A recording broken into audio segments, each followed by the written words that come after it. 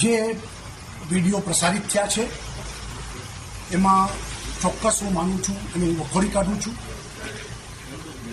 હિન્દુ સંસ્કૃતિ, આપણી પરંપરા અને નવરાત્રિનું મહત્વ. નવરાત્રિ ઉત્સવ એ માતાજીની આરાધનાનો ઉત્સવ છે.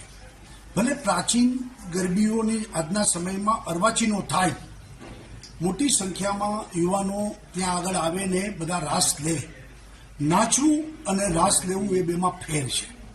31st જે ઉજવણી થાય છે, નાચવાની ઉજવણી થાય છે.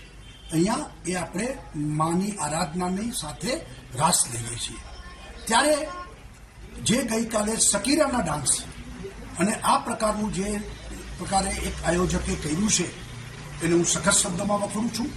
અને નવી પેઢી એના ઉપર ખરાબ અસર પડે અને ભવિષ્યમાં પણ આપણું આ પ્રાચીન સંસ્કૃતિ અને પરંપરાને હિન્દુ સમાજની લાગણી ગવાય, આ પ્રકારનું કોઈ પણ આયોજન ન થવું જોઈએ. સરકારે પણ આ અંગે સમગ્ર ગુજરાતમાં જે કંઈ આ મોટા આયોજનો થતા હોય ત્યાં નજર ધ્યાન આપવું જોઈએ અને ત્યાં મર્યાદામાં આ પ્રકારની નવરાત્રિ મહોત્સવ ઉજવાય એનું ધ્યાન રાખે એ અતિ આવશ્યક છે.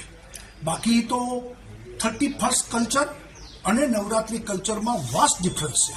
અહીંયા એક આરાધનાનું આ આપણું પર્વ છે, અહીંયા મર્યાદાઓ છે, અહીંયા સ્ત્રી દાક્ષિણ્ય છે અને આ નવરાત્રિ મહોત્સવ સ્ત્રીઓના સન્માનનો કાર્યક્રમ છે.